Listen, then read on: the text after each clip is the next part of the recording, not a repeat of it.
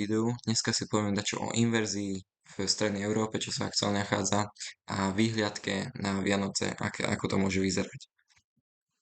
Takže najskôr sa pozrieme na tú situáciu v Maďarsku.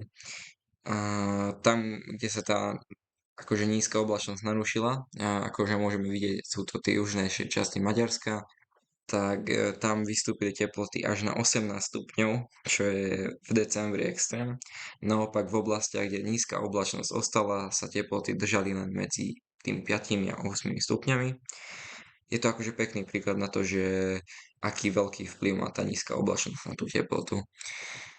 Ďalej, čo sa týka toho Slovenska, tak na Slovensku máme podobnú situáciu už dlhší čas. Výnimkou sú iba vyššie položené oblasti, najmä v okolí Tatier, kde sa nízka oblačnosť akože častejšie rozpadá. Práve tam potom vznikajú výrazné rozdiely medzi dennými a rannými teplotami. Akože máme tu názorný graf, pekne to tam vidno na príklade na tomto grafe z Ružomberka. Cez deň je relatívne teplo, no ráno sa citeľne ochladí a chladnejšie ráno, čo znamená veľkú dennú amplitúdu teploty, akože na tomto konkrétnom grafe to až tak nevidno, ale sú miesta a stanice, kde to je relatívne výraznejšie. Ale úprimne týmto vám nehovorím nič nové, keďže táto situácia je už relatívne celý december. Prakticky celý december prevláda takéto počasie na Slovensku. Ďalej, čo sa týka dakej zmeny počasia, tak zmena nastane počas Vianoc, môžeme to tak povedať. Už na štedrý deň sa k nám akože začne približovať chladnejší vzduch, ktorý akože vidíme na synoptike, že sa približuje. Synoptika táto je presne na štedrý deň ráno o 6. A hej, akože sa to bude približovať a potom už 25. a 26. sa ten chladnejší vzduch dostane nad nás a usadí sa, alebo tak ako sa usadí nad nami. A ten východný až severný vietor by mal pomôcť vyfúknuť túto dlhotrvajúcu nízku oblačnosť, ktorá sa nachádza v tej Karpatskej kotline. A hej, táto oblačnosť vlastne spôsobila aj také výkyvy, napríklad, že za posledných 20 dní sme mali len okolo 10 hodín slnečného svitu na niektorých miestach, hlavne na južných staniciach, to tak pretrváva už dlhšie, tá nízka oblačnosť. A tu máme ešte synoptiku z dňa 26.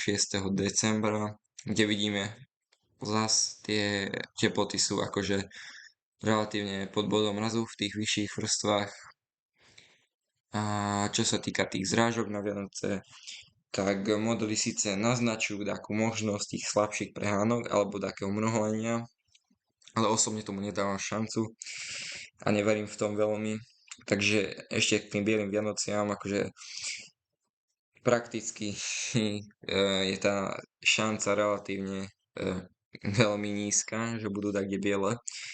V podstate na južných častiach už 100% vylúčená, že nebudú biele Vianoce. Takže toľko k tým zrážkam. Ešte k tým zrážkam by som dodal, že na západnej časti sa môžu vyskytovať, alebo tak kde na sever také snehové priemerky, ale to sú akože malé percentá na to, že sa to vytvorí.